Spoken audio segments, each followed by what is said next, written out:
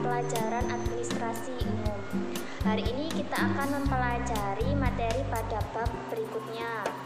Jadi kalian bisa simak baik-baik apa yang saya sampaikan, dan jika ada tambahan untuk hal-hal yang penting, kalian bisa menambahkan atau mencatatnya di dalam LKS jika ada tambahan atau catatan yang penting. Baiklah, hari ini kita akan mempelajari pada KD 3.4, yaitu memilih struktur organisasi. Tujuan pembelajaran hari ini, siswa dapat mengenali definisi struktur organisasi dengan tepat. Yang kedua, siswa dapat menyebutkan mengenai fungsi struktur organisasi dengan tepat. Struktur organisasi. Sebelum saya menjelaskan tentang struktur organisasi, pasti kalian sering mendengar struktur organisasi itu sendiri. Nah, struktur organisasi sendiri itu ada di dalam sebuah perusahaan atau instansi ataupun organisasi. Jika di dalam kelas itu juga ada struktur organisasinya juga. Nah, di dalam kelas, struktur kelasnya itu biasanya paling tinggi adalah wali kelas, yang kedua ada ketua kelas, wakil ketua kelas, sekretaris, bendahara. Nah, ketika seseorang sudah diberikan tugas atau wewenang di dalam sebuah struktur organisasi ataupun struktur kelas, organisasi di kelas, maka seseorang itu harus menjalankan tugas dan tanggung jawabnya dengan baik pula. Jika tidak menjalankan tugasnya dengan baik, otomatis tidak akan berjalan dengan lancar. Nah, apa sih struktur organisasi itu?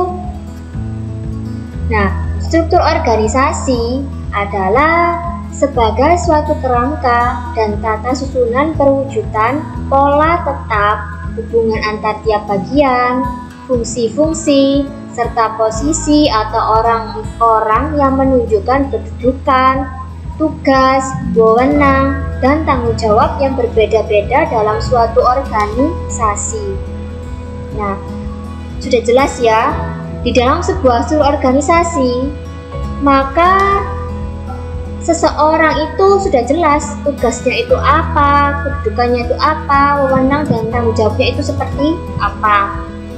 Seseorang yang sudah tercantum di dalam struktur organisasi maka harus wajib yang namanya menjalankan tugasnya dengan amanah dan sesuai dengan apa yang diperintahkan oleh pimpinan atau atasan. Untuk seseorang yang tercantum dalam sebuah struktur organisasi itu tidak asal memilih, jadi ada kriteria sendiri dalam menduduki posisi tersebut. Seperti itu. Selanjutnya kita akan mempelajari bagaimana definisi struktur organisasi menurut para ahli. Nah, ketiga orang ini adalah ahli di bidang administrasi. Nah, bagaimana sih menurut pandangan atau pendapat Gibson? Menurut Gibson, struktur organisasi adalah pola formal kegiatan dan hubungan di antara berbagai sub-unit dalam sebuah organisasi. Sub-unit itu sama halnya dengan bagian-bagian yang ada di dalam sebuah organisasi ataupun departemen juga bisa. Contohnya seperti apa? Semisal ada bagian atau unit tentang kepegawaian, SDM, keuangan, administrasi, hukum, pemasaran, dan lain-lain. Itu sub-unit, jadi sudah jelas. Untuk kepegawaian dipimpin oleh manajernya si ini. Keuangan, manajernya ini. SDM si ini, dan lain-lain, sudah jelas. Jadi tiap-tiap bagian itu sudah ada pimpinannya masing-masing, jadi enak. Seorang direktur atau pimpinan ketika ingin mengetahui bagaimana kondisi di berbagai unit tinggal memanggil para manajer di tiap-tiap unit atau tiap-tiap bagian. Yang kedua, pendapat Robbins.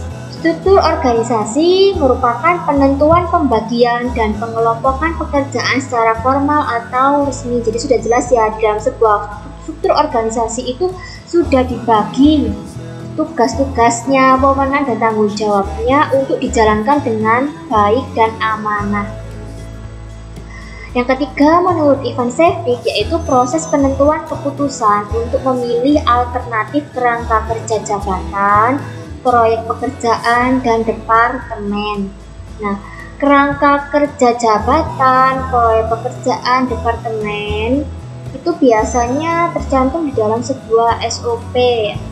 SOP sendiri kepanjangan dari Standard Operational Procedure. SOP itu biasanya bentuknya seperti dokumen secara tertulis.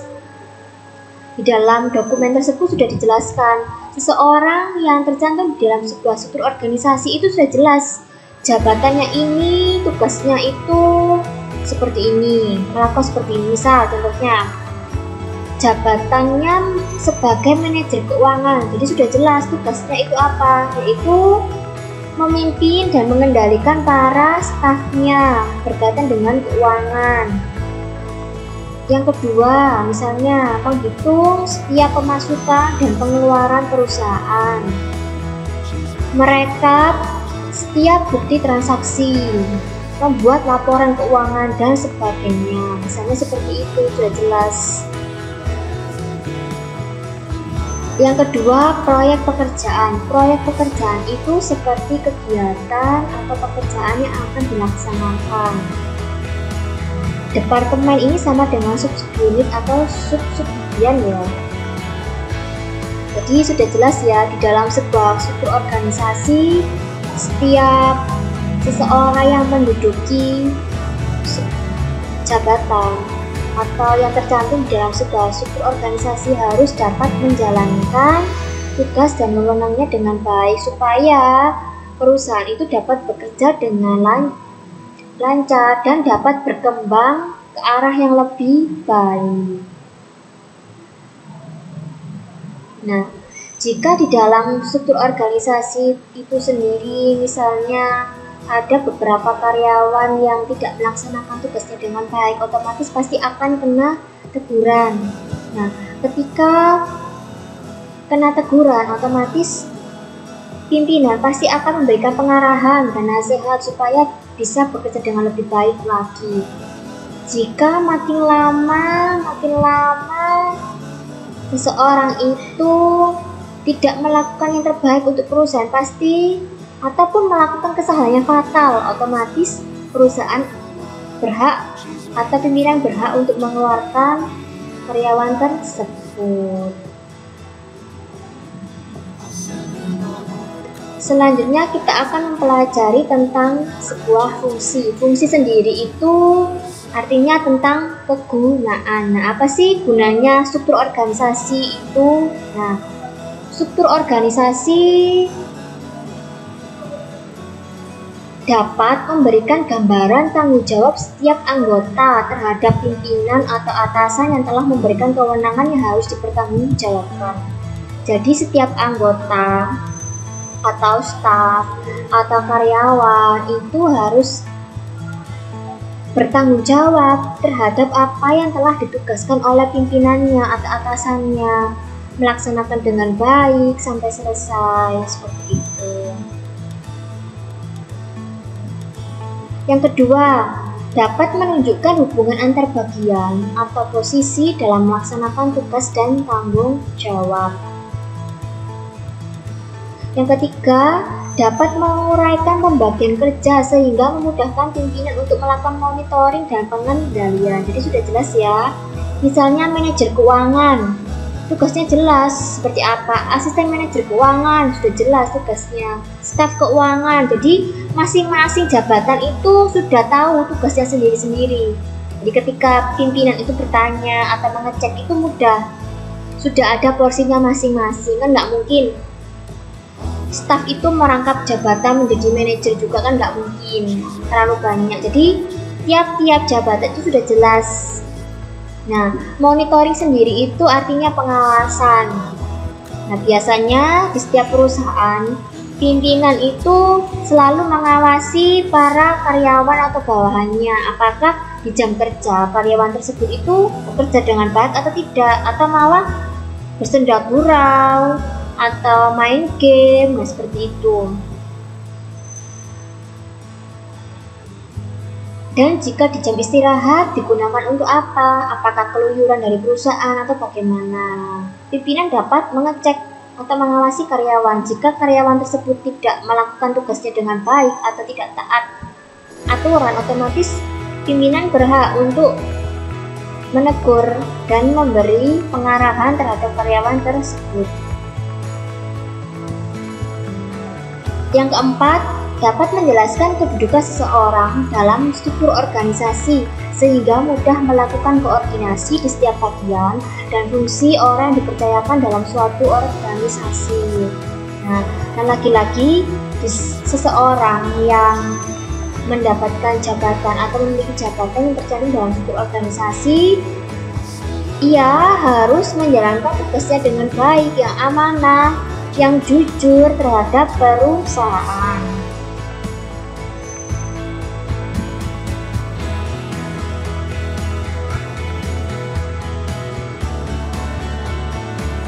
Nah, sekian materi hari ini. Untuk materi berikutnya kita akan mempelajari pada pertemuan berikutnya. Saya memberi kesimpulan bahwa struktur organisasi itu sangatlah penting di setiap perusahaan. Jadi sebelum perusahaan itu berjalan atau berkembang, maka sebelumnya itu dibentuk dulu yang namanya struktur organisasi. Di dalam sebuah struktur organisasi dijelaskan bagaimana pembagian kerja, pemberian tugas, wewenang, dan tanggung jawabnya. Dan seseorang yang ditugaskan di dalam sebuah struktur organisasi harus menjalankan tugasnya dengan baik, yang jujur, yang amanah, dan dapat memberikan contoh yang baik pula terhadap bawahannya. Nah, seorang bawahan atau staf itu harus mencontoh pimpinan yang baik. Jika pimpinan atau atasannya tidak baik atau tidak memberikan contoh yang tidak baik, maka jangan ditiru atau jangan dicontoh. Jadi saringlah apa yang baik untuk bisa kalian contoh. Nah, ketika kalian mencontoh yang baik atau pegawai itu mencontoh dengan baik, otomatis pegawai tersebut akan menjadi baik dan berkembang ke depannya. Semoga materi hari ini bermanfaat. Sekian dari saya. Tetap semangat, tetap rajin, dan mengerjakan tugas-tugas yang telah diberikan oleh guru. Jika kalian belum mengumpulkan tugas-tugas, boleh kalian kerjakan dan kumpulkan